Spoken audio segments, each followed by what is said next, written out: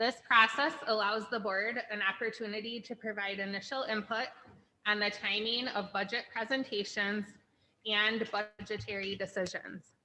The calendar will also be published on the district website for transparency of our budget process. Next slide, please. So when you're looking at the budget calendar, it is color coded as well as labeled. And the main categories in the budget calendar are the 2 fiscal years that we will be in, along with some other categories for major budget variables. So for the 21-22 budget year, you'll see the headings of revised budget and purchasing deadlines. And for the 22-23 budget year, you'll see preliminary budget and original budget. We also have dates set forth for our long-range plans and next year's budget calendar. Most of the year, we are in 2 different budget years, so that's important to pay attention to, not only when reviewing the budget calendar, but also for upcoming agenda items in the following months, just to make sure that we're referencing the appropriate year. So regarding the year that we are currently in, the activity will be budget revisions. And in planning for the following year, you'll see the different variables that contribute to that planning. So for presentation purposes, I'm consolidating the budget into a few main talking points. And again, you do have the full detailed budget. So in January through May, which is the time of year we're coming into, we're reviewing those long-range plans. They are 10-year plans, and we're really focusing on the upcoming years and seeing if we need to shift around any of our priorities. If any of our priorities have changed, we're looking to get quotes to make sure that our estimates are correct. And so that work has already begun at the director level and with our department heads. And then those will come to you for review and approval in January. We also begin working on the staffing plan because the staffing deadlines are some of our earliest, with our employee benefits needing to be approved in April for a May open enrollment period with a July 1st renewal. And then also our teacher contracts are due out in May. So January through May, we review the staffing plan, including positions and allocation of positions. We'll look at those employee benefits, and then we'll also review salary schedules. Once we get through those 2 big pieces of the budget, in June through October, we're really focusing on the revenue variables. Mainly the state budget variables, which depending on the biennial budget year that we're in, that timing changes a little bit. But we're looking at what the revenue limit variables and the state aid variables are, and we get answers to both pieces of those throughout that couple-month time frame. In September, we have our pupil count, which also helps inform our revenue discussions. And we begin the planning for tax levy and mill rate and what we will be doing to manage those 2 items. And then in November, we certify the tax levy. We perform the initial budget revisions on the budget that was approved in October. And again, we begin that planning for the following year. With that, are there any questions on the budget calendar?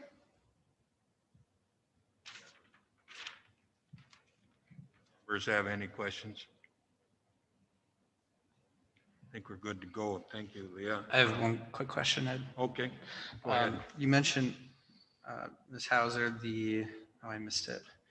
The dashboard, right, for transparency. Are there any other layers of community input in the budget process, like special meetings or things like that scheduled throughout the year? What does that look like? Yep, the one time for that would be the annual meeting, which the budget calendar does reflect an earlier date than what we had this year. We moved it up 2 weeks per feedback from constituents at the annual meeting. So that would be the one time the community can weigh in as far as during a meeting. Otherwise, that calendar is available to the public. So if during public comment or conversations with board members, they would be aware of that calendar. Thank you. Yep. No more questions. We go to D, financial report. You need a recommendation on that, right, Leo? Yes, please. Oh, you do? I'll make a motion to push this to the full board and for this item to be placed on consent. I'll second that. All those in favor say aye. Aye. Aye. Motion passes. Let's go to B, financial report. Leila? Thank you. So the financials are actually for the month of November, but I'm going to cover November and the first part of December in the review. The end of November and early December is a tight cash flow time for us. There are 2 times during the year that are tight. I am happy to say that again this year we were able to manage our cash flow so that we did not need to short-term cash flow borrow. So that was a success for us this past 30 days. And the reason the cash flow is tight during this time is we receive 40% of our state aid on December 6th. So we do not have a steady inflow of revenue. And so we are waiting for that December 6th date. Also on December 9th, we have received that additional per pupil allotment that was announced just a few weeks ago. So that is in our account as well. And then for the month of December, our expenses will be trending higher this month as it is a 3 payroll month. So if paying bi-weekly, there are typically 2 months out of the year that we do have a 3 payroll month. And then the other expense item that is on my radar is continuing to watch the natural gas prices as they are up greatly from what we've seen in the past several years. So that item is on my watch list. Any questions regarding the financial report? Board members, any questions? Nope. Do we need a recommendation on that to accept it? Okay. All right, business facilities. A discussion and possible recommendation to approve vendors for the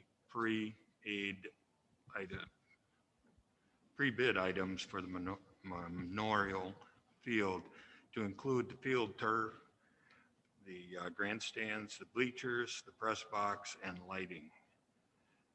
Mr. Helmrick, Mr. Dyson? Namyst. And if it's okay, I'll go ahead and introduce Craig Namyst, Market and Johnson. He was the project manager on our other facilities expansion project, and Mike Helmrick is with Rettler Corporation.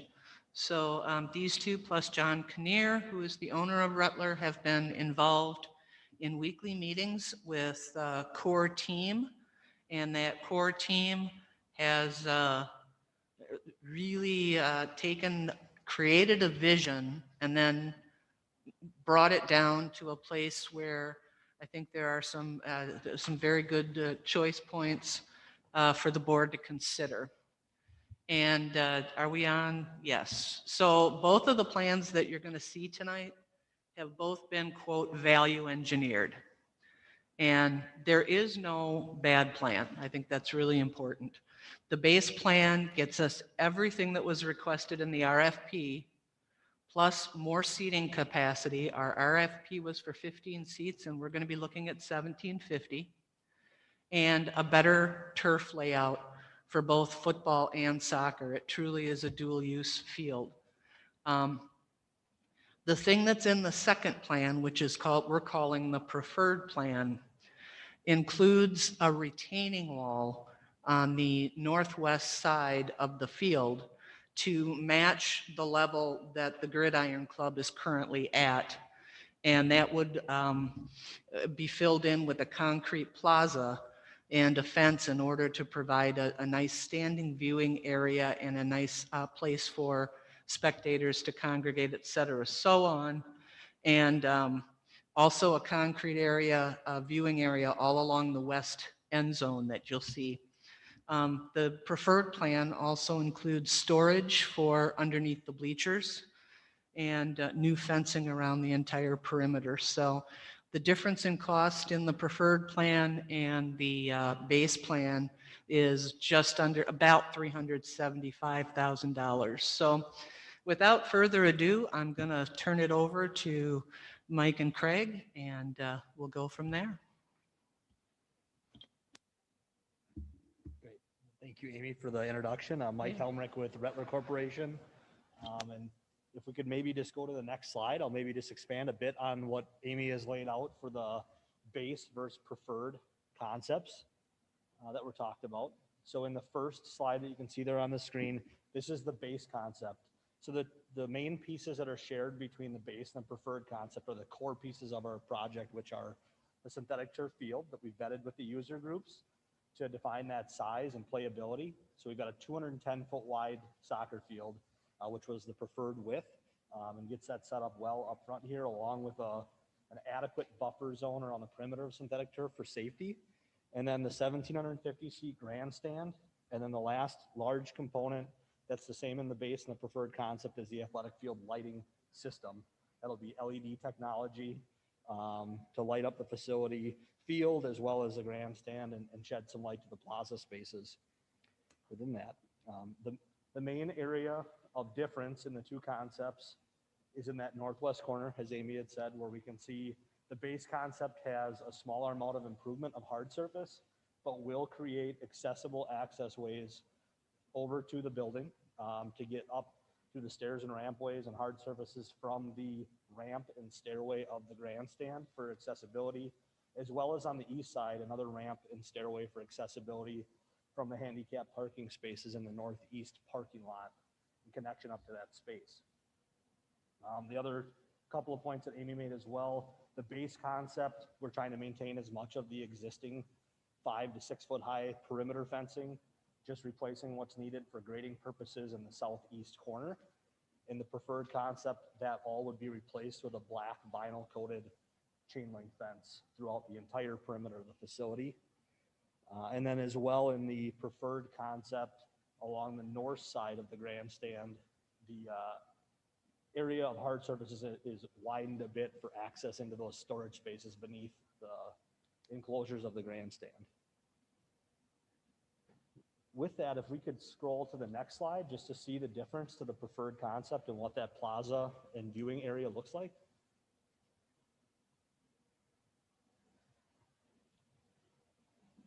Here we are. That's great. Thank you. So here we are zoomed into the northwest corner. This is the base concept showing what would be improved for hard surfaces from the west end ramp and stairway over to the building, but maintaining much of the retaining walls and features that are around the current gridiron building in the base concept. As we go to the next slide, we'll see the difference there. If we could jump to the preferred concept plaza. Oh, one back there. Okay, great. So here we can see a reconfigured plaza area. On the west end of the grandstand, there would not be a ramp or a stairway. You would come from that elevated plaza at the finished floor elevation of the gridiron building right into the elevated front walkway of the bleacher system. So that would not be needed. And then on the north side of the grandstand, there would be a stair and rampway to get up to that elevated plaza grade and at the finished floor level of the gridiron building. And then out by the walking track around the perimeter of the field is where that 4-foot elevation difference would occur with a chain link fence for safety. And then on the west side, there would be a concrete rampway for accessibility from the elevated plaza and building grade down to the field grade for any spectators or anybody with accessibility needs to get down to the field. One other piece that both concepts have incorporated is a 15-foot wide asphalt walking path around the perimeter of the field that also will provide for staging space for athletic training or any other staff that are there for either football or soccer games, and for players to have a space just outside the turf if need be for storage of materials and equipment, that kind of thing during play. And then around in the preferred concept, replacement of all the fences I mentioned, and enclosing in that differential in cost, 2,000 square feet of storage enclosure spaces for the grandstand. think with that, if we can jump to the next slide. So here we just see the summary value of the base concept, I believe is what's that? Of the 3.01 million, of all the features that we've talked about. And then if we go to the next slide, we'll see the cost differential to the preferred concept for those three main pieces, the retaining walls, the enlarged plaza spaces elevated, and then the enclosures beneath the grandstand and deducting that west end ramp and stairway, and then fencing around the entire facility. Moving to the next slide. Our main focus this evening is for approval of the two main components of the project that have long lead times, and they really shape our budget and project as a whole. Those are the synthetic turf and the grandstands, both of which have very long lead times, and we'd like to get those contractors on board, especially before they hit their 2021 pricing adjustments as well. So those two items were let in an early bid package, and they also came with some option alternates that can be selected at a later date, allowing us to shape the project with them. So with that, I'll turn it over to Craig to talk about the bids that were received and what's being presented for. So we put these two bid packages out to bid a couple weeks ago with bids due last Thursday. They came in, we've got 3 bids that came in each of the categories. The grandstand bleachers, JW Industries, GT grandstands, and Southern Bleachers all sent in proposals for the bleacher portion of it. And then on the turf portion, can't see that from here. I don't memorize these guys. The AstroTurf Corp, Shaw Sports, and Spin Turf. All these guys are very well known in this arena.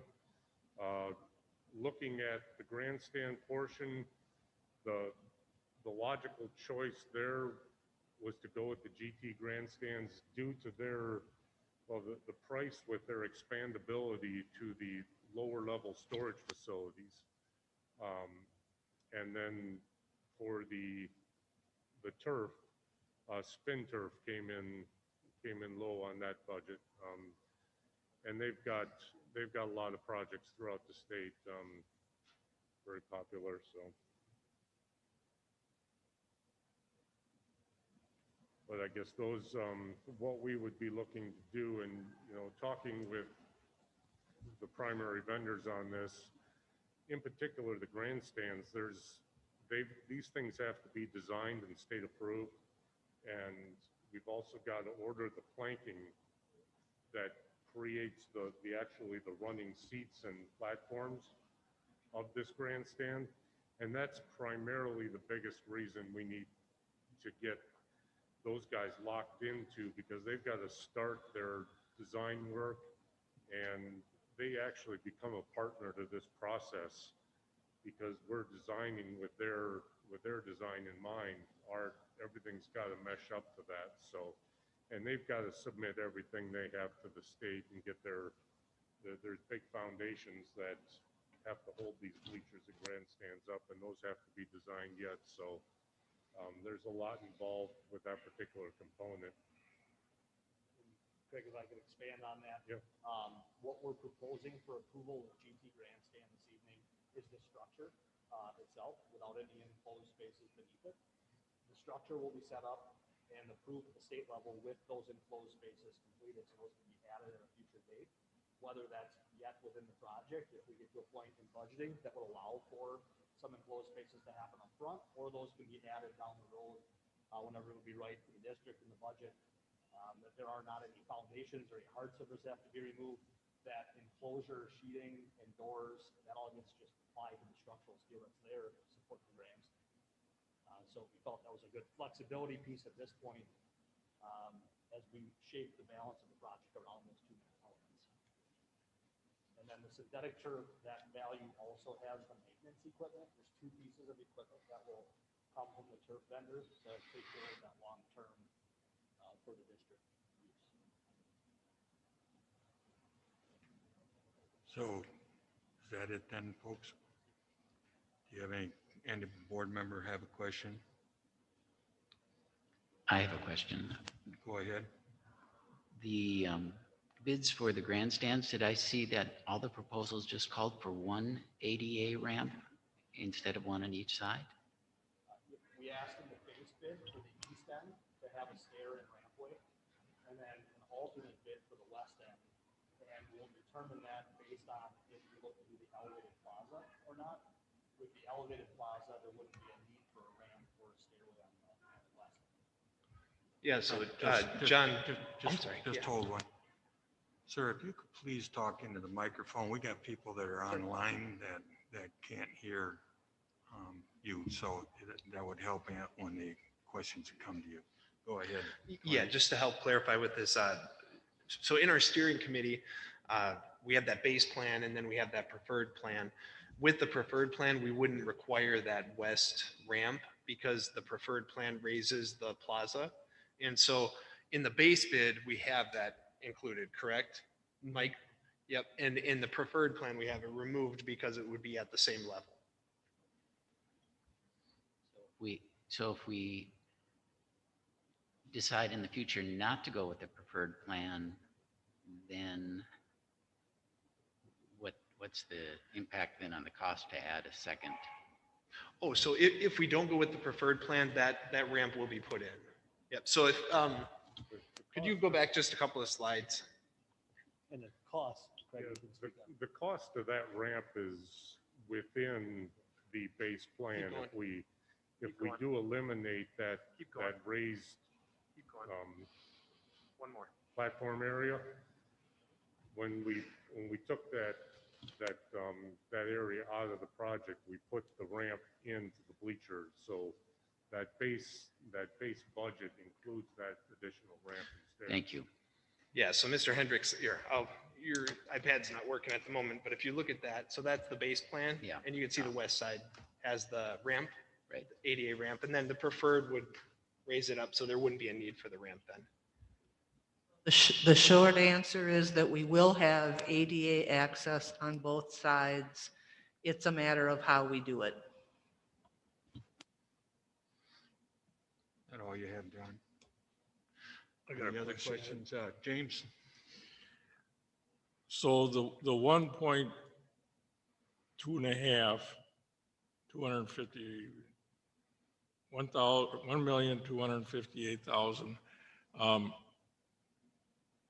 This is just for, and where I'm going with this is I don't want to be in a position at the end of the day that we can't afford to finish this. So with the bleachers and the field, what would the prep be for the ground? What are the expenses there? I mean, where are we going to be at the end of just taking this care of this piece of the project? So in the $3.01 million budget, which my understanding that's our base project and what's allocated for the project, that has the values of the turf and the grandstand included, that $1.2 million value of those two combined, along with all the other pieces needed to construct the facility. So all of the groundwork for the synthetic turf and the hard surface around that, and then as well, the hard surface underneath the bleacher and hard surface around that in the base project are all in that overall budget. If you go into board docs, there's a PDF for the base plan and the preferred plan separately that breaks out all those costs like you've seen in other meetings. And that's available to all board members to take a look at all those costs. I want to know, I don't have time to go in there now and I have to vote. It's a committee meeting. Pardon? We're at the committee level. And we're asking for the pre-bid items only, and that's all that's going to be approved before we go to January. And my question stands, I do not want to be put in a position of where we're 3/4 of the way done with this project, we need more money. Where are we going to be after this piece of the project is done? We're going to be at the two amounts minus take 3.14 million and subtract. So this is less than half, right? 15, Mhm. 1.8, 1.7, is that? Yep. That's about what we'll have left to finish, and that's enough to finish. So just for clarification, Mhm. the 1,258,000, Mhm. that includes site prep and everything else that goes on, I mean, running the utilities, that's all in it. That is not part of what we're reviewing this evening for No. approval. This is the synthetic turf surface Right. and the grandstands with their foundations. I think the reason these were chosen, Mr. Rasmussen, as options tonight is because whether we do the base plan or the preferred plan, either one, we're gonna need these items. It's in, whether it's the 3.014 or the 3.334, they both fall into that realm. So if we, down the road here, decide we wanna go the base plan, we don't wanna go further, all of this falls into that 3.01 or the preferred plan if we decided to go the preferred plan. In fact, I would go so far to say as the base plan is the result of the committee asking exactly the question you did.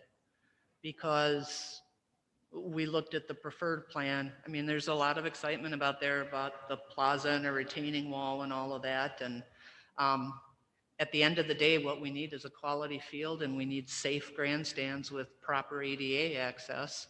And we need to be able to finish it off in a way that we can be proud of. And both of the project proposals, and that's why we have a base plan, is because that's one we flat out said, it's got to be 3 million. And And I think that's with contingency, and that 3.014 is, I think the point James is trying to convey here is, are the remaining budget numbers that we have conservative enough to ensure that we're going to be able to complete the project in its base form on the budget we have currently? And whether we're confident with that happening. I guess I can answer some of that. We believe they are for a couple of reasons. We've had, when it comes to the concrete, the paving, the fencing, we've done actual takeoffs and got subcontractor input as a courtesy. They just did it as a courtesy to us, running numbers on different components of this project. We've done the soil borings. We're still waiting for the full report, but the preliminary report came back with very, very favorable soils. So we're not seeing these big soil replacement issues that would potentially be hanging out there. Looking at those reports, the bearing capacity is adequate for a bleacher system of this type. So we're pretty comfortable with where these budget numbers were put together with Rettler's database and Market & Johnson's database combined. There's a lot of information there. These guys do a lot of this work. We've done quite a few of these projects, and we just bid one out to Alma Center that hard bid the entire project out, not back in September, and that's where some of these budget numbers came from. So we've got some pretty good data to back this stuff up.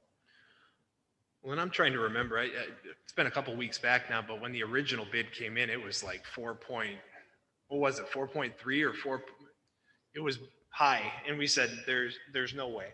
And there's a certain budget we have in place. And the goal was to be as close to 2.8, with 3 being the highest amount we could go, 3 million. So if you look at the iPad right now, in that base project, if the second line item says there's a contingency of 6%, that's $155,000 as a contingency if it was to go over budget. So that 3.014 is including $155,000 contingency if it went above and beyond what the original construction process is. Am I correct with that, gentlemen? That is correct. And to your point, with that larger cost estimate, those weren't formal bids, but we vetted a full scope review of all the wants of a facility. And then we knew we had to work backwards to a budget number, but making sure that it has all the components to be a functional, quality facility. were the big things that we wanted to keep in mind as we worked our way down to what can happen for 3 million and make sure that we get all the major components that were in the RFP document. Thank you. Any other questions? If there are further questions, I make a motion for, I've got a question. okay, Ed, never mind. Yeah. It was 2.8 that was approved, correct, Leah? For this project?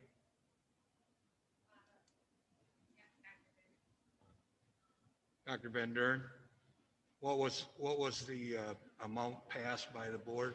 for I this? understood not to exceed 3 million, and when we wrote the RFP, we wrote it at 2.8, and that 2.8 included a 1,500 seat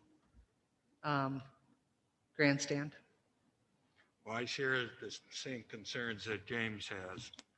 We talked about this and we were going to stay within budget. The contingency fund is for unseen things like what happened with the new school there with the ground boring and that. I don't want to go down the road and have the project exceed the budget that we approved. Fair, we came in, yes, we had an additional cost with that piece, but overall, we came in well below budget with that project. And I would remind the board that one of the reasons that we hired the people that we did is because of their knowledge and expertise in this. So, I mean, that one of the discussions we had, and I'll just put it out there, is do we move forward with this? And if the board is not comfortable, we certainly don't have to.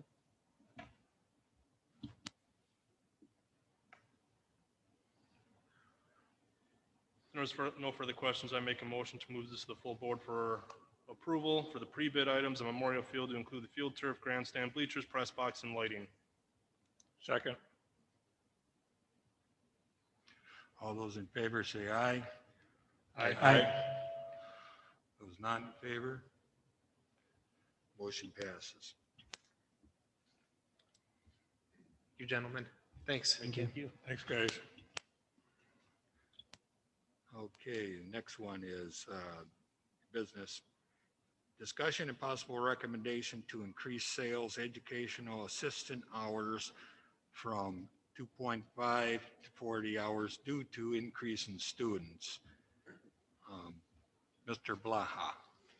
Good evening. Just a clarification, requesting to go from 26.5 hours to 40 hours for an EA position based upon current numbers. Started the year around 22 students. Currently, we are at 40, and on our, I'm thinking of the correct term, it's not a wait list, but kind of what we believe the list of probable students in the next 2 months is around 10 to 12. So we'd like to have that capacity to meet the needs in that 50 range of students. Is there any questions? I just have one. Is it for just this year, or is this going to go into next year as well?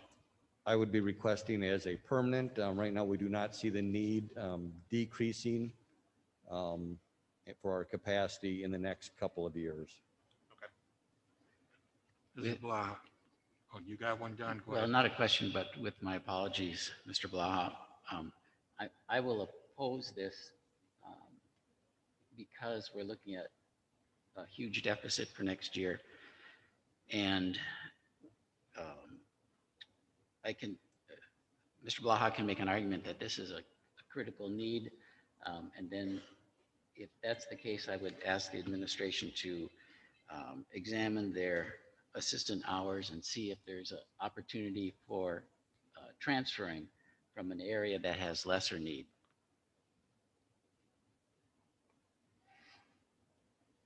Any other comments? James? Okay, John, I missed most of what you said, but I think the gist was that we reposition somebody else in the district. And Well, I'm not directing that happen unless there's the argument that this is a very critical need, and perhaps it is a need that outranks some of our other educational assistant hours. And if that is the case, then to move someone into this, to fill that gap rather than hiring someone new and adding to our growing budget problem. I agree with John. For clarification, we're not asking for a new position. We're asking to extend the hours of an existing position from 26.5 to 40. Yes, I understand. Okay. Mr. Blaha, I got a question for you there. What do you, Excuse me, Ed. Go ahead. Could you I'm bring the sorry. mic a little closer? Move closer to the mic. Oh, sorry about that, James. Mr. Blaha, what do you contribute the increase in students into the S.A.I.L.S? A couple. One, our secondary population across the district is where our growth has been the last couple of years. So 7, 8 years ago, S.A.I.L.S used to have 3 teachers, 100 students, when our high school was around 1,000, 1,100. Right now, our high school population is in that growth area again, so the at-risk tends to follow that population pretty closely. Since our high school population is now in that mid to upper 800s, and we're staffed still at where we were a couple of years ago when we were in the low 700s. That, along with the other part, is typically we would have a lot more of our upperclassmen, senior students that would probably be completing or near completion and be on work-based studies in our first trimester. COVID has pushed a lot of those students where they're probably going to be in our classes and need guided independent study that would not have happened necessarily 3 or 4 years ago. And you say there, if I read the email properly, there was like 20 in wings waiting beside this increase that you're already talking about? The watch list, I believe, has between 10 and 12 on it currently.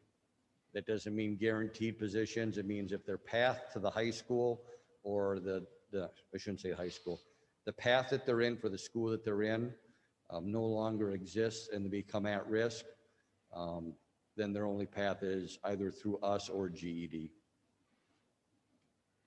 Okay. Well, I entertain a motion. What do the board wants to do?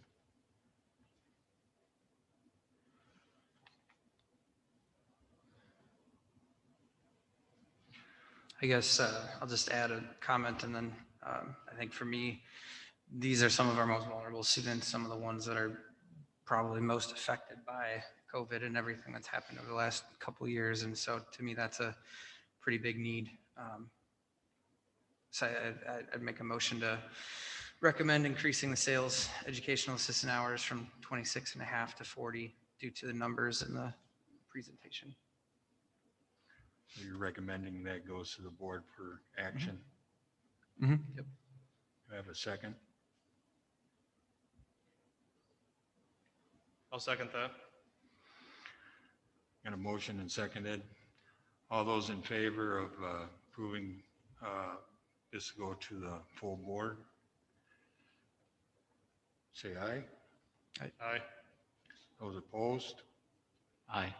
Aye. Aye. So now we're gonna have to raise hands. Okay, those in favor? Just wait a second here. So can we still have any discussion with Yes, this? Or go is- ahead. Okay. Go ahead. We're So flexible. just for clarification, Colin, is this a reallocation of hours or is this in addition to what's budgeted already? You're saying going around John's proposal, the reallocation?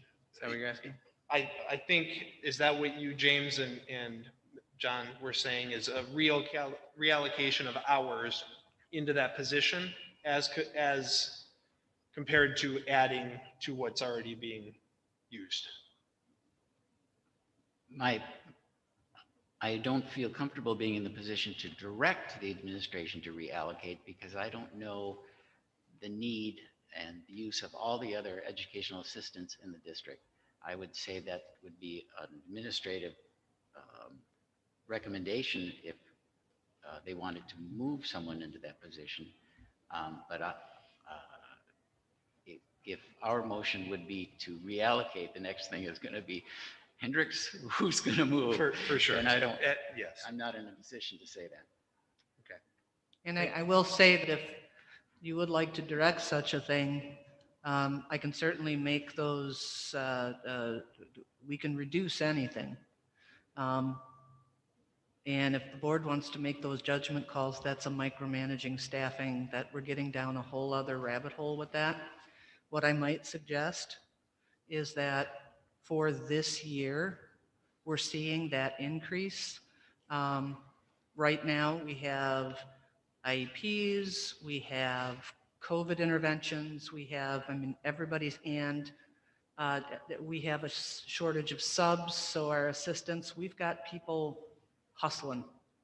I would suggest perhaps making the recommendation for this year, and then when we come forward for next year and we're looking at a totality of a staffing plan, we look at wherever the reductions would have to be, and understanding that there's a shift in the preference of the board to start looking at reducing some positions. Ms. Hauser, to elaborate on this a little bit further, if we were to extend this just through this year, what are we looking at from an approximate number for this year, not as a permanent position? I apologize, I did not calculate that exact number. Educational assistants, the pay range would be in that $15 to $16 an hour. And we're approximately halfway through the school year. My assumption is it would be somewhere in the $10,000 range. I can tell you that I would concur with what Dr. Van Duren said. And perhaps an idea would be to approve it for the remainder of the year versus a permanent. So I think for the rest of the committee, that if we look at what we're getting for that $10,000 for this year, I don't know that we would make that a permanent scenario, but to get through with the situation that Mr. Blaha and the other teachers are at S.A.I.L.S right now, I feel like that would be a value added without reallocation for the remainder of this year. And I would certainly support that with the understanding that it is for the rest of this year. That was kind of where I was going when I asked the question. Is it for this year only, or is it permanent going forward? So can I amend that to add it for this year only, and then we can revisit? So the motion is on the floor. Amend the motion to apply for this year only. I have one more question, Ed. Go ahead, James. This individual right now, if I'm looking at this right, are they part-time? They are less than full-time at 26 and a half hours. Thank you. Yes, They're part-time? correct. They're 26 half hours a week. Okay, so this individual will now be full-time. They're going to get health insurance, they're going to get the benefits, and then next year, are you going to put them back to 26 and a half and now they're part-time? It's going to be kind of a tough pill to swallow. They are eligible for benefits. What we do with the particular employee, we really can't, for privacy reasons, we cannot say what this individual would actually take. Remember, this is a committee vote. Ms. Hauser can certainly work up actual impact and have that number for you well in advance of next week.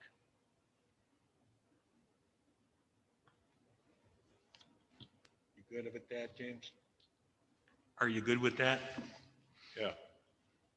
Okay, so we got a motion on the floor, and the motion on the floor doesn't stand to what we had on there, so I'd like to you'd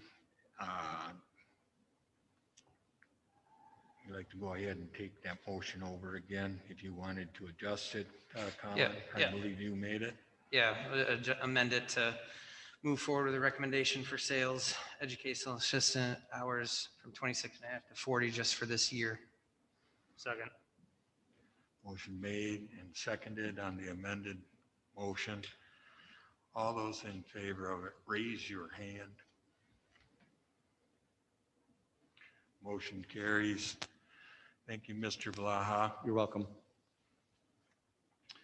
Okay, next is discussion and possible recommendation to approve the purchase of a laser engraver for the high school for $21,775. This is Brueggeman and Austin Lee. I'm actually going to turn it over to the CTE teachers. They are all here in support of this purchase. So go ahead. Good evening and thank you for your time. I am Joe Hanratty, one of the tech ed teachers here at the high school, and I am surrounded by Mr. Stephen Shaw, Mr. Joel Frazee, and Mr. Austin Lee, and we all teach tech ed here at the high school.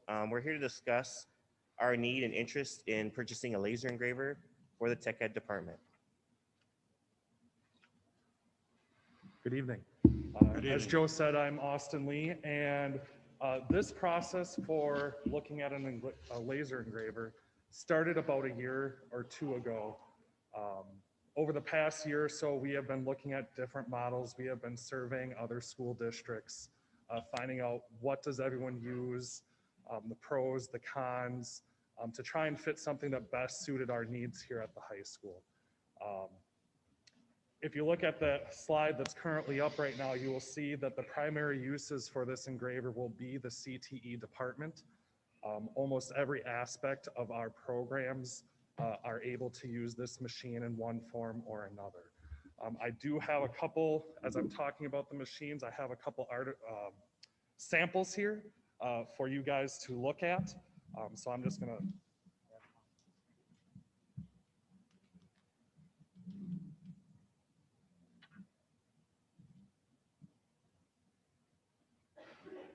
So a laser engraver can be used to etch or cut materials, plastics, ceramics, wood, cardboard, paper. It is a very versatile tool. We can use it in all of these classes for doing various things. The samples being passed around, a wood plaque, so we could do things like awards or plaques for ceremonies. The tumbler, you can see, we can actually etch certain metals to a degree, again, for possible fundraising merchandise or other student projects. We got 3 different quotes for 3 different machines, kind of like the top 3 most common machines that are used throughout the state and in other districts. So if you go to the next slide, the first was from Trotec. Well, let's go back. One slide. No, go back. Go back. There we go. The first was from Trotec. All the machines we looked at have a 32-inch by 20-inch build platform, so that's the space that the laser will work in. This particular model uses an 80-watt laser. When it comes to lasers, the more watts you have, the more you can do. With this one here, there's some added expenses in the forms of shipping and then a rotary table or a rotary attachment. To do that tumbler, that metal tumbler you saw, you need that rotary attachment to do cylindrical objects. So the Trotec came in at about $35,290. It was on the high end or the highest quote that we received. Next slide. The next up would be the Epilogue. Epilogue is a very famous brand. They're a true industry leader in the terms of lasers. Same size build table, but as you can see, it only has a 40-watt laser, so it's half the power of that first model. And there's a lot more added expense into it to get things like the training, the installation. It also has proprietary software, meaning we can't use a software program that we already have in the district to run it or to create designs on. We have to use the software from Epilogue for that process. That estimate came in at $27,340. And then the next slide. This is the universal Versa laser. This is the most common laser you'll find in a school district in Wisconsin. Again, 32 by 20 build table, but this one has a 60-watt laser, so not as much as that first quote, but more powerful than the Epilogue. This one does not need air necessarily to run itself. You can use it with or without the air assist. And the only additional fee would be that rotary table. The quote for this particular model came in at $21,775. Next slide.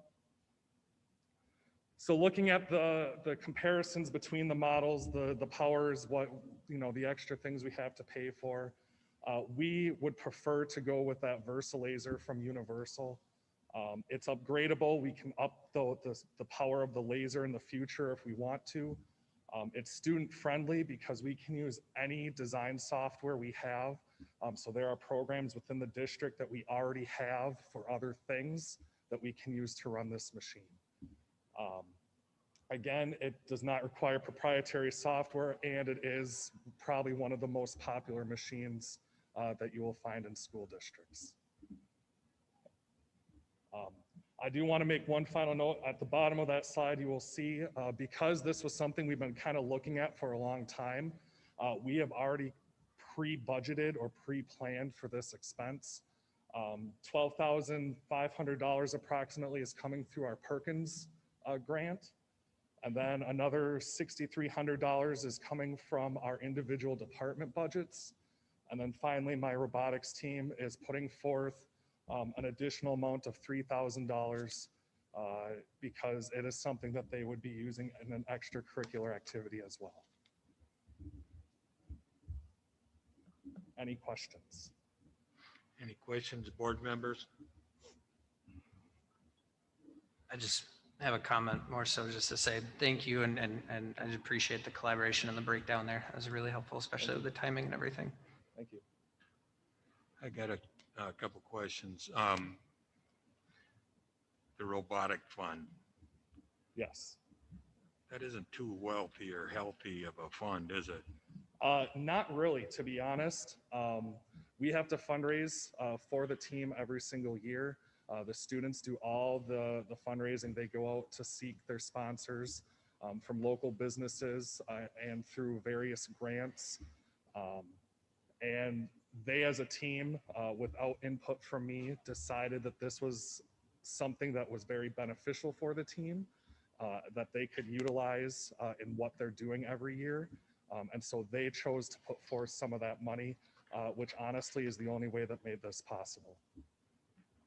I had the opportunity to go to state competition for the robotics when it was held in La Crosse.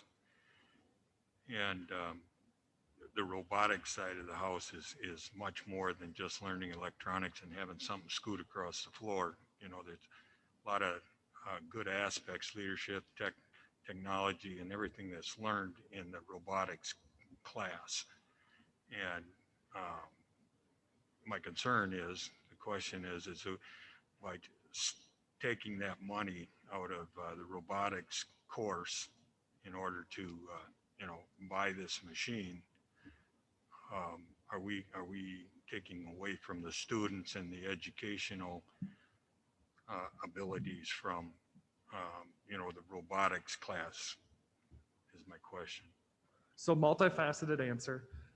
One, the team is solely extracurricular. It is an after-school program. We don't currently have a robotics class at the high school.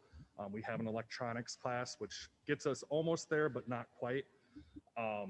The team has also, because we've been talking about this for a year or two now, this is kind of money that they have actually specifically set aside for this project. I brought that concern to them. Is this going to hamper your current year of competition? And they have determined that it should not. We are well stocked with our supplies due to COVID.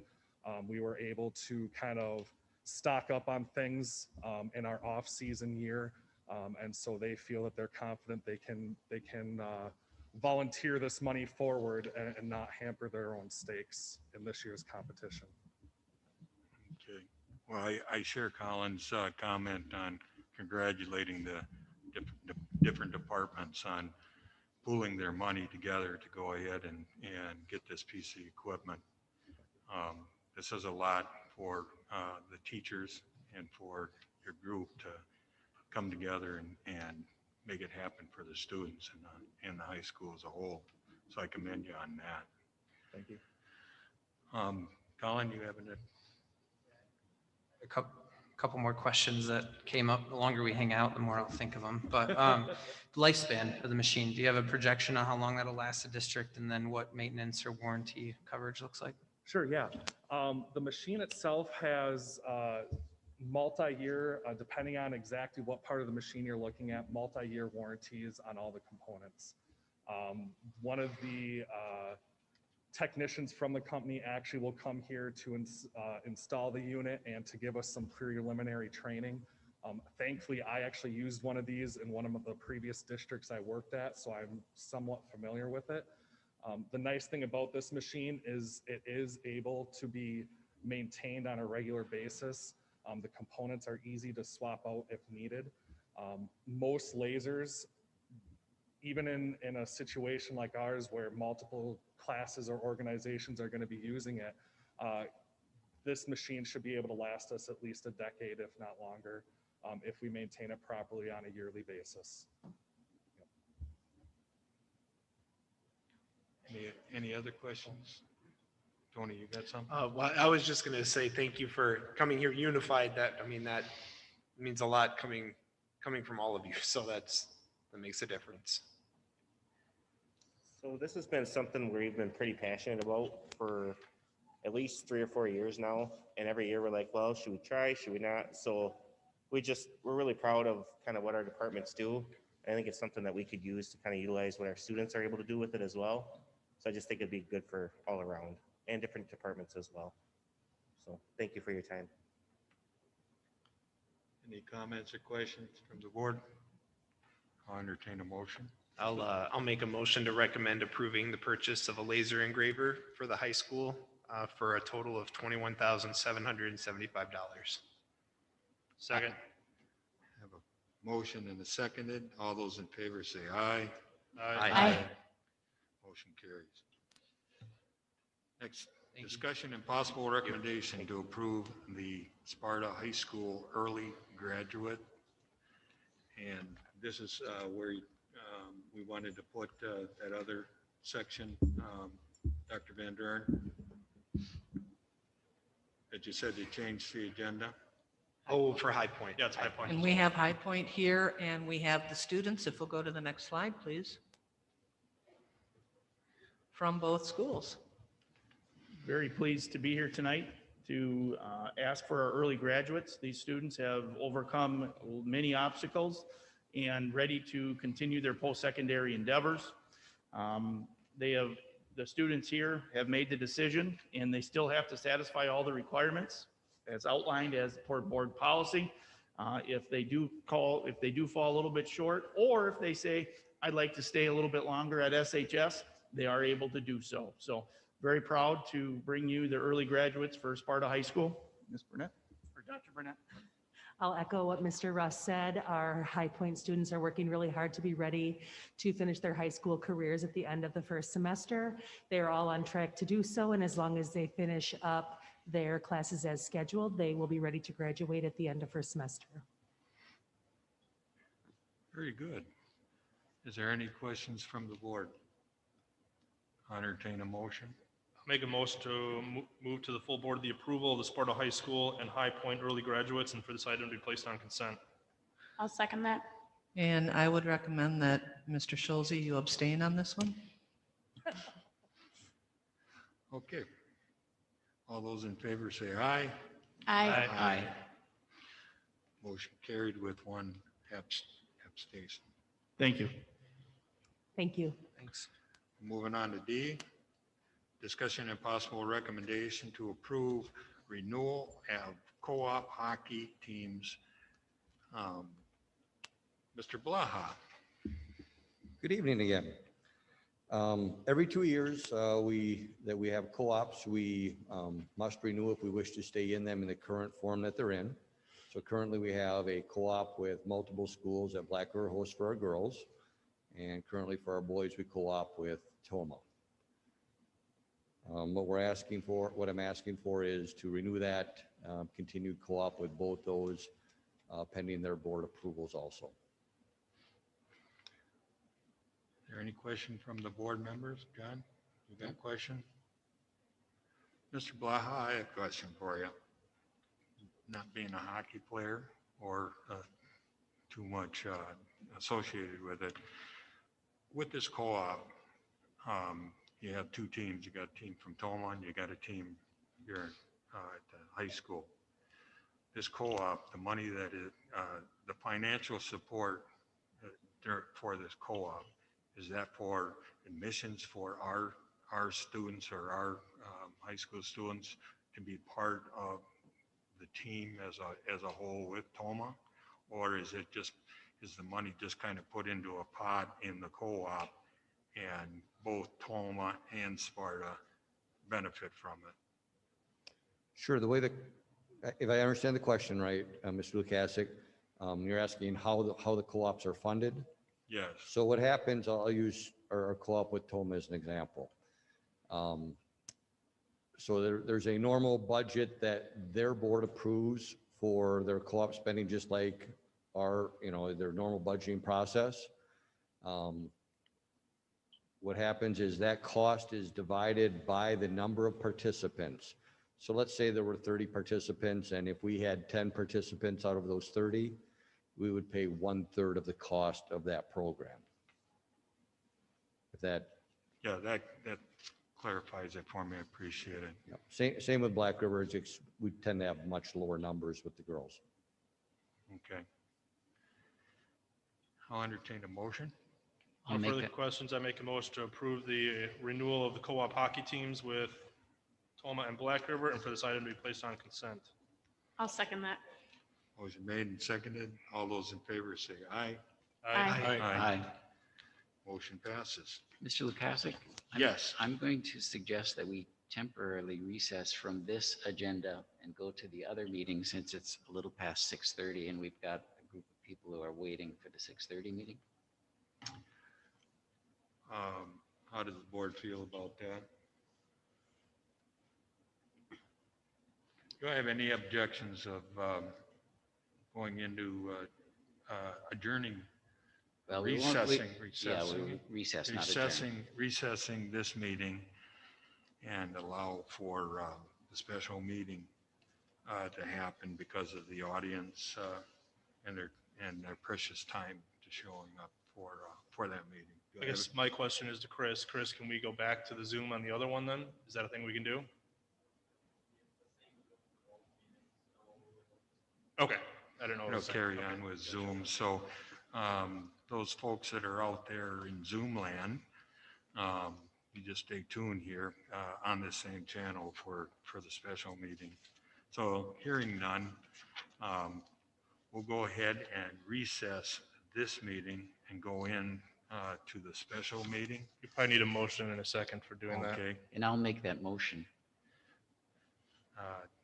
John made the motion to recess. I will second that with understanding of a 5-minute break. Oh, with a 5-minute break. No discussion on it? All those in favor say aye. Aye. Okay, we're going to take a 5-minute break and then we're going to go into the special meeting.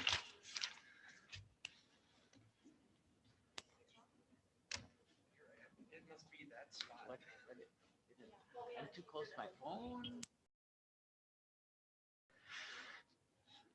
The committee as a whole meeting resumes from recess. The point that we are going to left off on was business and the discussion. Discussion and possible recommendation to approve repurposing old band uniforms into commemorative pillows as a fundraiser. Carrie Thompson. Well, good evening, everyone. Again, Ms. Thompson, I flat out said, not sure how long the next meeting was going to take. said I would take over. So Ms. Thompson and I have been meeting. As you know, we have new band uniforms coming. We were hoping that they'd be here tonight in full steam, and I would even said I will wear one. But unfortunately, we don't have them yet. So the question is, what do we do with the old ones? So we have an idea that Ms. Thompson was approached by a company that creates pillows out of the old band uniforms. And these pillows could be sold to former band members. And Dr. Van Duren said, I believe it's 27 years that we've used them. So if you're basically between the ages of 14 and 45 and you're an SHS alum or a current student, you might want one of these pillows. So they're approximately $40, shipped, everything, if I understand it correctly. And that's what it costs for this company to put these pillows together. I believe it's 3 or 4 pillows per uniform, so we can create quite a few pillows if we wanted to. An idea that we had is that we would pre-order or purchase some of these pillows, and our alumni or community members could buy these pillows at either face value or with some sort of donation towards the program in some form. Work out the details as we go, because there is, as you know, with band instruments, it is very expensive to replace, and they're, with funding and that sort of thing, that we don't need to go down that hole right now. But so that was one idea that we could use as a potential fundraiser. But even if they don't give money, it's a commemorative pillow that would go to good use that our community would use. So we just wanted to bring it towards for your board, for your consideration, with a possible idea of what we can do with the old uniforms, because other than that, 27-year-old Sparta High School band uniforms, there's not a lot of interest in them. Are these going to be made by somebody, or is there a home ec class here in the building that could make these? Nope, these would be made by another vendor. Our family consumer science program would not be able to handle this type of project. It's actually DeMolin, who is the same company that made the new uniforms, so they know what they're doing with this. I love this idea, BTW. So I think that means, by the way. Yeah, I'll make a motion to recommend and approve the repurposing of those old band uniforms into commemorative pillows as a fundraiser. Place it on consent. Motion made and seconded. Oh, place into consent. Place on. Thank you, Mr. Leiden. Motion made and seconded. Any more discussion? All those in favor say aye. Aye. Motion carries. Thank you. Thank you, Mr. Russ. Thank you.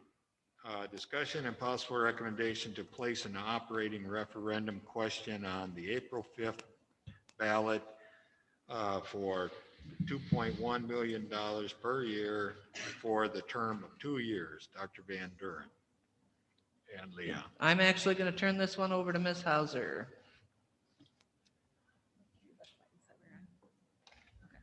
Are you on the summary of need? Okay, thank you. So I'm just going to recap the most recent workshop that we had, just to make sure we're all on the same page for the discussion. So the first is the summary of need, and of our whole $40 million budget, it really comes down to just a few line items that are changing that equal that $2.8 million shortfall. And so those are summarized on the right-hand side there. And then basically the dollar amount that we've been talking about with the operating referendum is to maintain our current operations.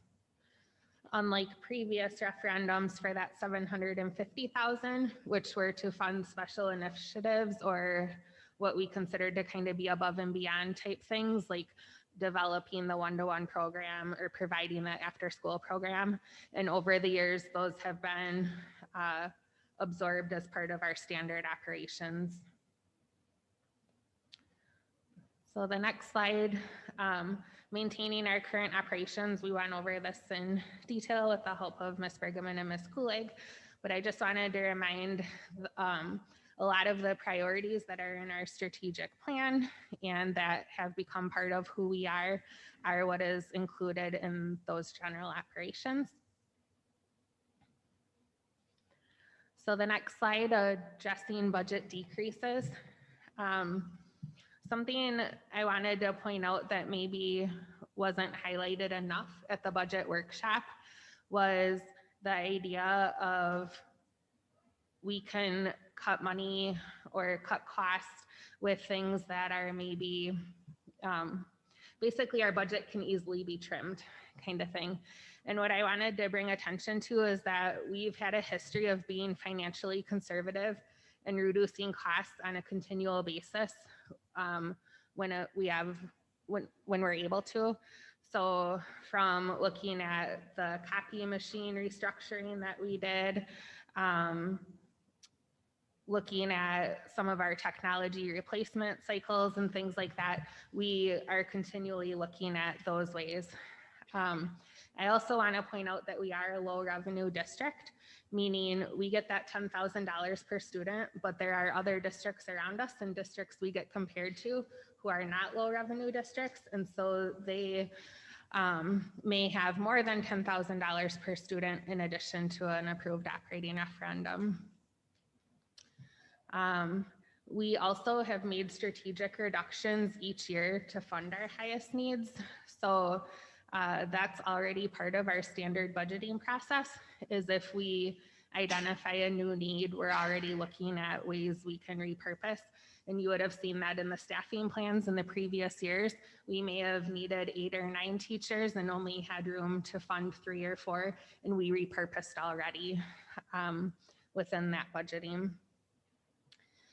And then the final comment there is that our needs are always subject to change, even when following our same strategic pathway.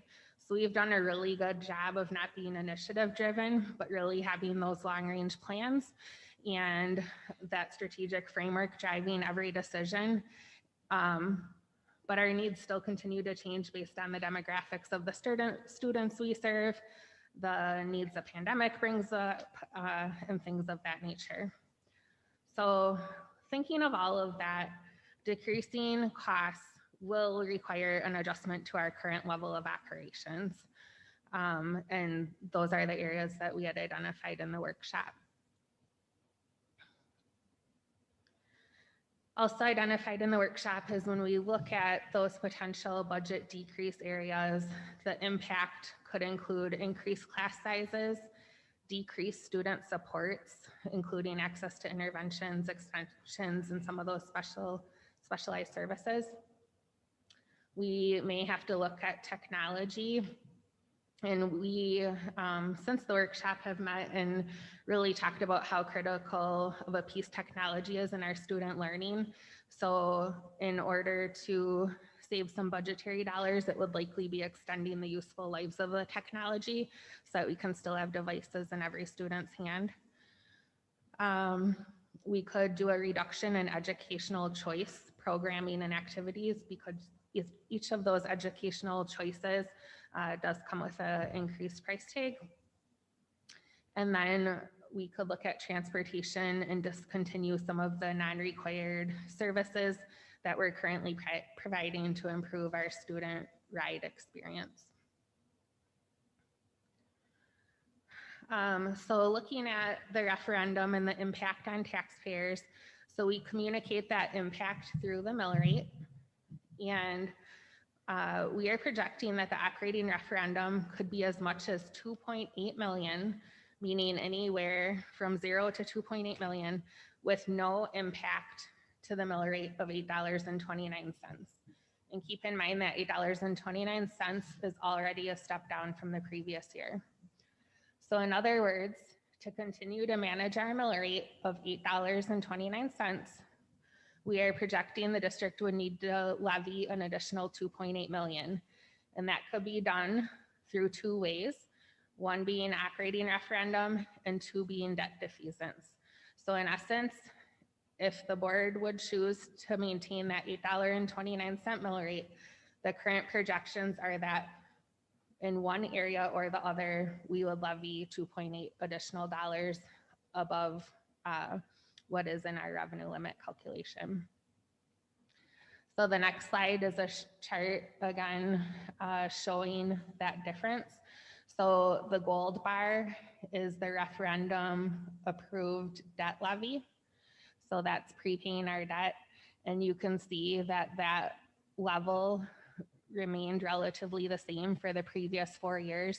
And this year we drastically increased that amount due to our total revenue limit levy, or the red bar, decreasing. And that was an effort to not have our mill rate drop to that $6 level. If I were to project this graph forward to next year, we would again need to levy something in that blue circle to maintain that $8.29. And that's where inside that blue circle, it could be either the gold color or the red color, but that full circle would have to be levied in order to manage our mill rate next year. So going to the next slide, this is where myself and Dr. Van Duren thought the conversation at the workshop landed, in that we would look at a $2.1 million operating referendum for 2 years. And I just wanted to show through a picture what that would look like. So the balance of that $700,000, in order to maintain the $8.29 mill rate, we would still be levying for that as part of the debt service levy. The next slide shows the plus delta that we went through at the workshop. And since you were all there, I'm not going to spend a lot of time on that. So the next slide is, I have already contacted Corals and Brady, who is our bond counsel, and they have drafted sample wording based on where we think the consensus was at the workshop. So this is the wording that once I have board action next week, we would either move forward with this or revise it in order to be ready for that January date. So the wording as it stands right now is $2.1 million per year, beginning with the 22-23 school year and ending with the 23-24 school year, which is a 2-year referendum. It would be for non-recurring purposes, consisting of funding staffing, technology, and maintenance of district facilities. And then the next slide, again, is going back to that summary of need to make sure that that $2.1 amount is where we would like to be. The 2 years is where we would like to be, and the items that we would like to describe that money is being used for is also accurate. Any questions? Questions, board members? No, I got a comment though. Go ahead, James. I received phone calls about our DPI report card. And when I think back to the meeting we had prior, there were comments made that we needed to keep things going in the right direction. And this money was needed to keep things going in the right direction. So anyways, I ran a spreadsheet on our DPI report card, and it's on the overall score. And I included it with some area schools, well, actually all the area schools that border us. James, can I stop you for a minute? Yeah. It appears that you got handouts there, and you're going to talk to it in your hand. That spreadsheet, you got that? Want me to hand it out? Yeah, if you're going to talk about it, I'd like to be able to see what you're talking about there. Seeing how we don't have any graphic to do on the screen. Have you got enough there?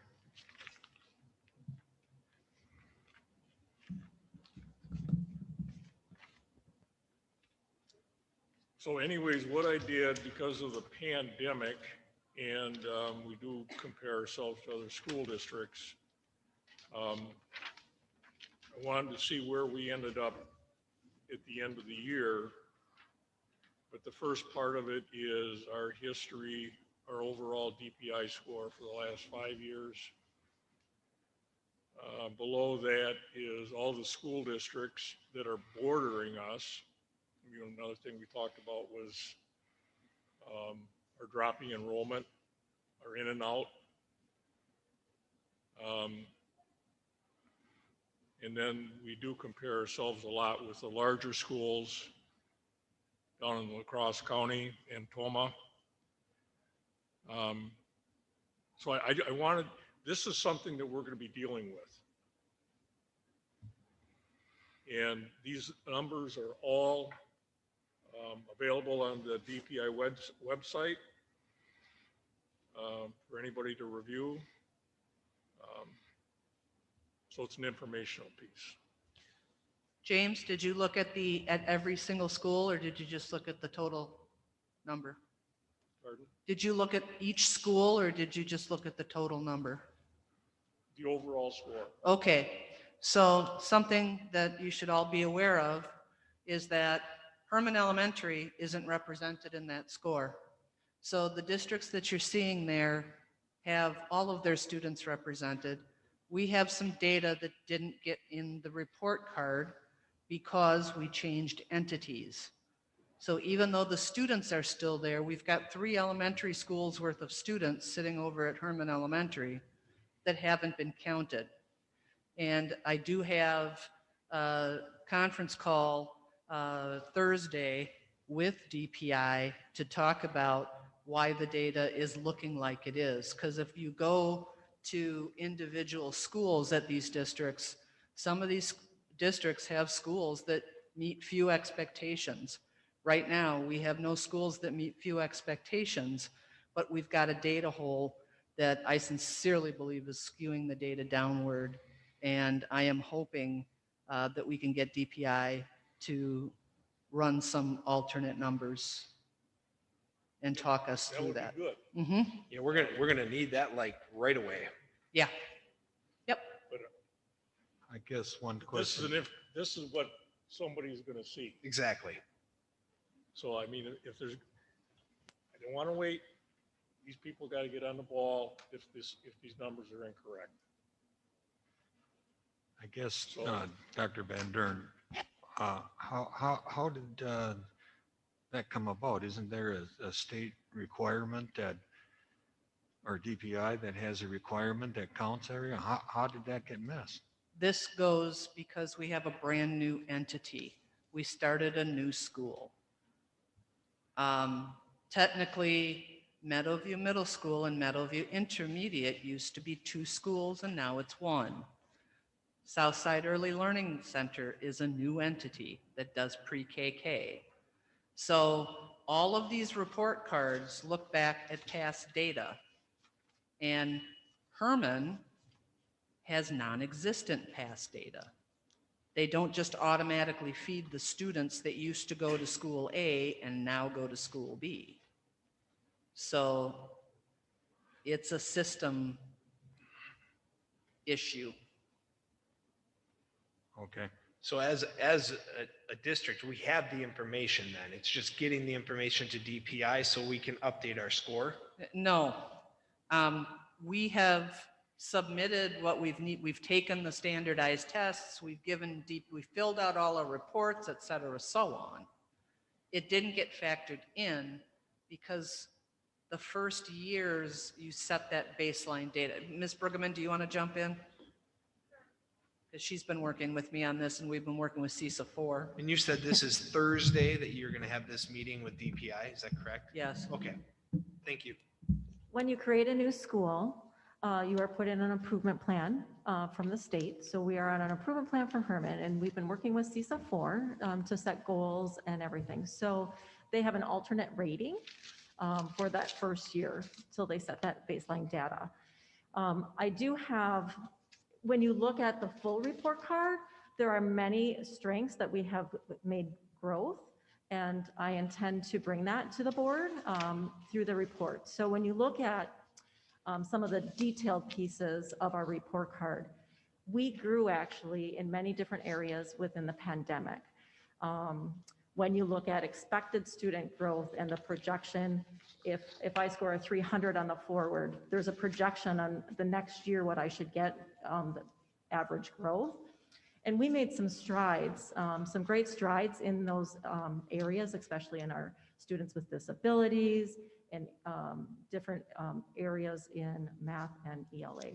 So I plan to bring that information for you so you can see that deep dive and look at some of the areas that we are continuing to grow, even though the score quite doesn't show that in the overall district. Well, and I think the hard part, like James was saying, is, I mean, when our community looks at the score, they're going to look at the overall score. So I think that communication will be pretty important moving forward, and hopefully there can be an adjustment to that. And there also was a reconfiguration with the state report card from the 2018-19 year to the current year. There's reformulas and reconfigurations with the report card itself. So I'll bring some of that information to you also. Thank you. So do I understand that that Herman falls under the alternate accountability school? Just for the first year until we have the next forward, and then they will count the third and fourth graders from the forward from last year to this year. So they will have a true score coming this next report card. So this wasn't an error on the part of No. the DPI. It's just an unfortunate Correct. convergence. But at that, we had, I'm looking at the report, we had 3 alternate accountability schools. Yep, we have Cataract and S.A.I.L.S and Herman this year with So- alternate ratings. So was Herman, did it fall within the needs improvement group or the satisfactory progress group? It fell under the needs improvement. You have to do a threefold. You look at the map data, and we had inconsistent map data, so we could not in good faith tell them that we had improved in reading and math, and you had to improve in reading and math and attendance. So we had to do that reporting, self-reporting, and since we had inconsistent map data because of the pandemic and not being in our school and having that data, so I couldn't report that we had in all 3 areas. But we're feeling pretty confident that if that data does get calculated into the overall summary, it will improve our scores? Absolutely. Okay, thank you. You're welcome.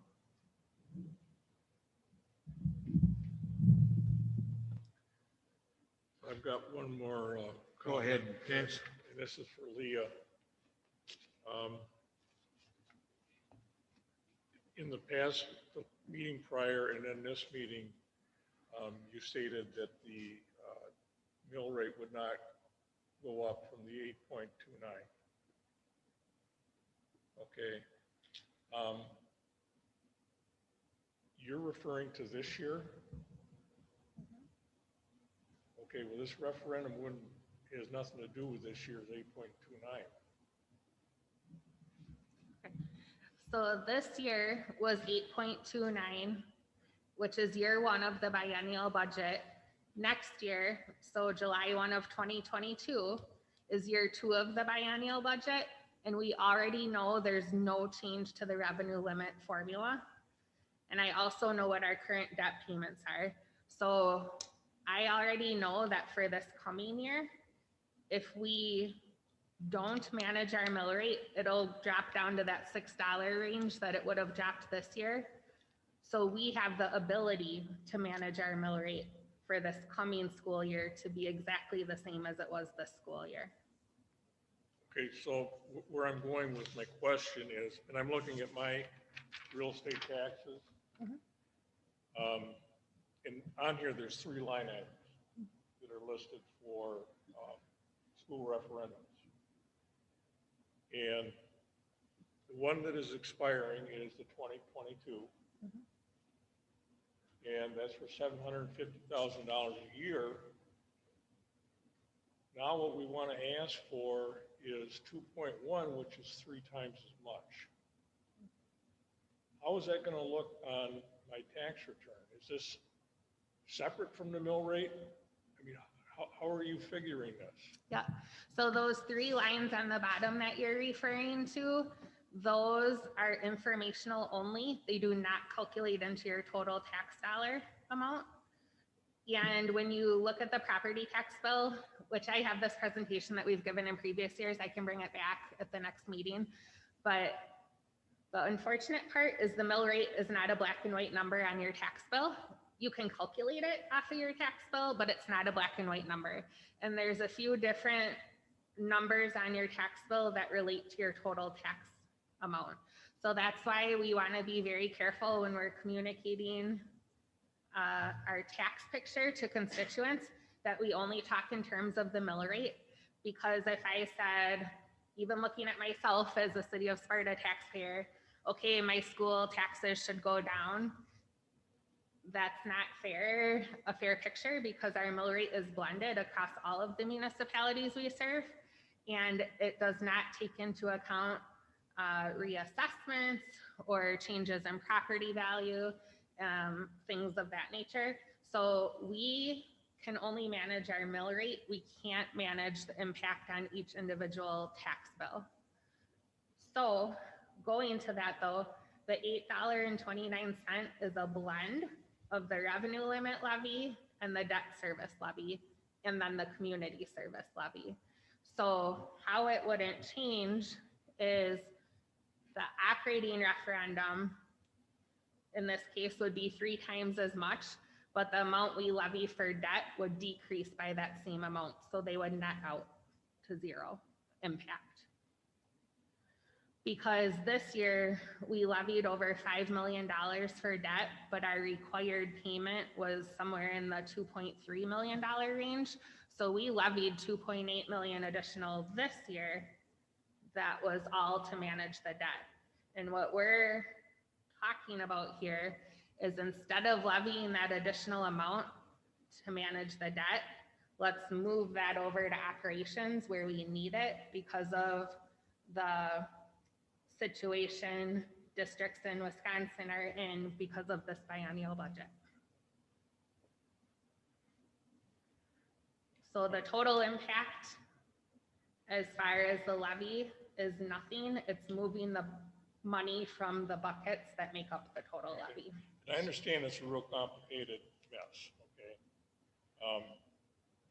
However, when somebody takes a look at their taxes, they're gonna say, well, wait a minute. You said our taxes weren't gonna go up, this went up 300%. Or threefold. You know, what the transparency is not gonna be there for a lot of people. Yeah, I think the question for me too is, so the tax bill can go up or down based on a reappraisal or a reassessment, but when they look from a school standpoint, it should not change the taxes. Is that what you're saying? Or there will be a considerable change in taxes on that school line item? That's what I'm wondering, yeah. Let me go with I'm this. sorry, No, yeah. it is super confusing. Let me go with this example. Okay, $8.29 is what's on the bill that's in your hand. Let's assume we kept it $8.29 next year. One would think the school didn't change the mill rate. If I paid $1,000 to the school this year, I'll pay $1,000 next year. That is not the case, because if you were reassessed or the property values changed in your area or the lottery credits changed, all of that will impact your $1,000 to maybe be $1,100 for Tony and maybe $900 for me, because we might live in a different municipality in the district. Maybe I got reassessed and you didn't. So we can only control the mill rate. How it reads on everybody's tax bill will be different. And you're right, the transparency of that is extremely difficult. That's our state funding system. So.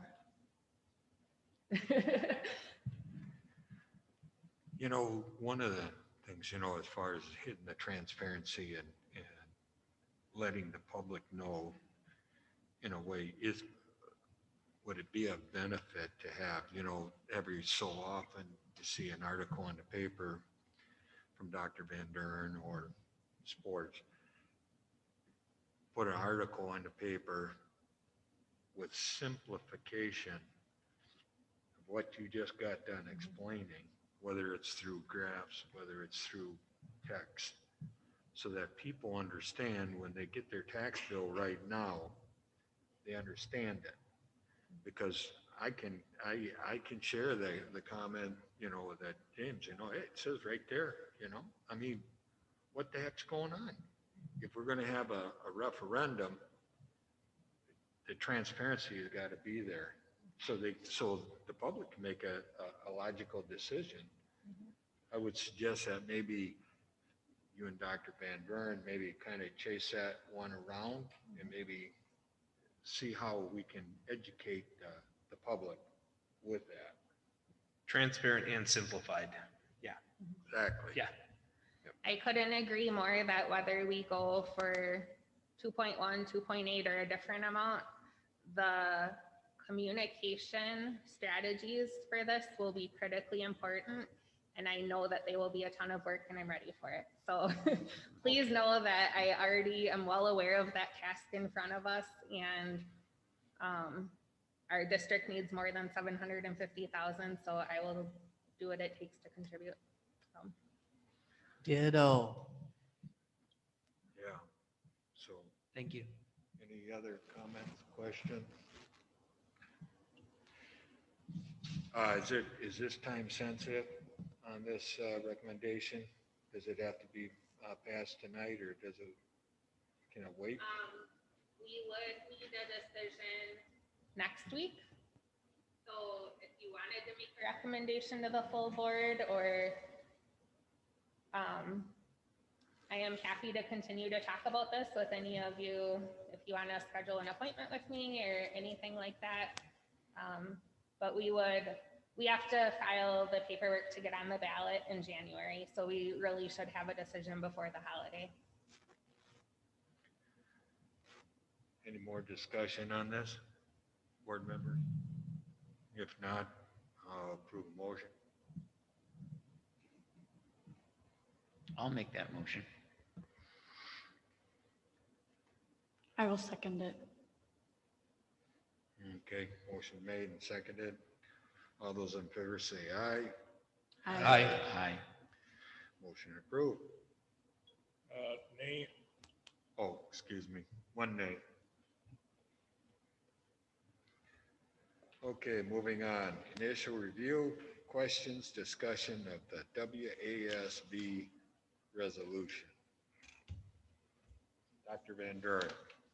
Since I know that we're all fresh, because we haven't been here for very long, I'll keep it short and sweet. So we have, actually, the WASB is helping us out with this one. So I'm just going to do the most basic overview. If you have questions, let me know. I will say, I believe Colin, Anthony, John, and Ed are going to the convention. So kudos that we have 4 board members attending the state convention. That's the most we've had since I've been here. And then so Ms. Prestwood, is Mr. Gilbert, Burns Gilbert, are you going to be the delegate, or is he going to be the, you guys? Not attend that meeting, so it would have to go to Mr. Burns Gilbert. Mr. Burns Gilbert, you're Yes. good? Okay, very good. All right, so 2201, safe harbor legislation.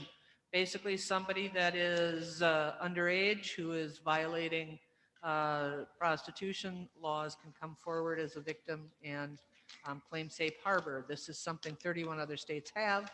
We don't. That is the resolution. 22-02. This was added because we did not get an increase that had anything to do with our economy right now. And so the resolution says we should be getting some kind of per pupil annual increase that reflects what's going on in our economy. 22.03, funding for children with disabilities. This is an interesting one. And Ms. Kulig, if you want to pipe in, if you know a little more about this one. It changes special ed funding, categorical funding from a sum certain to a sum sufficient. And it's a formula that, the way the resolution is worded, would guarantee that a promised level of support is met. And currently that 60% is, and I will tell you that WASB has been pushing for a 60% or closer to reimbursement for a long time. We are not even quite yet at 30, and I think next year's biennium, we're supposed to get to 30, and it's just under that right now. So it crawls up in little tiny baby steps, and we keep asking for help. So 22.0 or -04 advanced learning. Something else that is very poorly funded in this state is the gifted and talented program. I believe that right now there's a grand total of about, it's less than 450,000 to allocate for the whole state. So the resolution is, let's spend less of that money trying to identify who's gifted and talented and more of it on raising up accelerated options available to all students.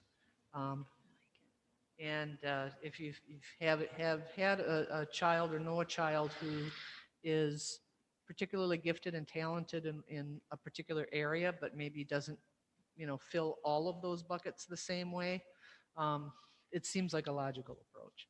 22-05, to broaden staff eligible for mental health support. Ms. Kulig, if I get this wrong, jump in, please. It is to broaden the scope of DPI-issued licensure for certain reimbursable services, to expand it from social workers to include counselors and psychologists. And the idea is to have more of our student services and counseling department staff doing that work and having it be reimbursable for us. With that, there's 22-06, and this resolution broadens the scope of mental health services eligible, only that is saying that a licensed social worker that doesn't have a DPI-issued school license can deliver those services, and it would be eligible for reimbursement. Same for a licensed mental health counselor, a licensed psychologist, and there are a few other categories of this too that are non-DPI licensed as like a school psych. There's a specific license for that. So what that does is that expands the potential pool of people that could give those services, who are still quality and qualified to give those services and be eligible for reimbursement. 22-07, this is a recommendation, not a requirement, that that the DPI offer training on Asian American and Pacific Islanders and encourage and provide the funding. Next, please. 22.08. So this one has to do with the National Association of School Boards. I don't know what the backstory is on this one, but it sounds like WASB would really like to sort of be able to look around and not necessarily hang its hat on one national organization. So I don't know what the underlying, I don't know, Mr. Hendricks, if you've heard anything about that or not, but this was news to me. Yeah, apparently the NSBA made some embarrassing statements that ran contrary to what WASB. Oh, it goes back to believes. those. And Okay. Okay. dust up. And there also was some questions on the legitimacy of members on that board going first class and traveling and spending the funds that were given for a purpose so they could go to first class with hotels and what have you. So the individual who's in charge of that that's where they have a discussion of remaking the board. Well, thank you. Yes. So essentially, what it does is it's saying that WASB doesn't have to not use them, but they don't have to be affiliated with them. But we need to have some kind of. They're acknowledging that being part of a national organization is important and part of what we do. Then 22-09 and 22-10 are both changes in that policy that just make sure that the language aligns with the changes made in 22-08. So those are less substantive changes and more fallout kind of changes. So I was just going to say, I think the descriptions on board docs for those last two were off on the right proposal. Because I think they had the same WASB national SB or NSBA under both of those two descriptions. Those are correct. In light of the proposed changes to the resolution above, they need to change the language in this. The resolutions, there's an existing book of resolutions. And this is sort of a playbook for the WASB as they advocate for education. So these impact aid and elementary and secondary education, those resolutions exist. And these are looking to amend those resolutions to include the language from 22-08 to make sure that everything aligns in the resolution book. All right, I see that. Thank you. All right, Awesome. teamwork. I'll make a motion then that we direct Mr. Burns Gilbert to support all of these resolutions and to use his good judgment on any amendments that may come up. Motion made. Is I got a second? Would that go, wait, we're in committee, right? Oh, Would that be on consent? yes. I will second that. Motion made and seconded. All those in favor say aye. Aye. Motion passed. Closing items. Public comment during committee meetings. Mr. Leiden, you can go first. Yep, so this is just committee meetings will have public comment starting in January. That's all I have to say. I think this is a good avenue to be able to hear the community members, the public voice their concerns, and again, going with the transparency of, what their concerns are, and that we have the opportunity to listen to them. So I think it's very good. I don't think we need a vote on that. Nope. We're just going to go ahead and do that. Just a question on that. So Go is it going to ahead. have the same layout, 2 minutes, so on, it's just maintain the same, but it's just for the committee of the whole meetings, correct? Correct. Correct. Okay. I'll make a motion to adjourn. Second. Motion made and seconded. All vote in favor, say aye. Aye. Aye. Motion adjourned, or meeting adjourned.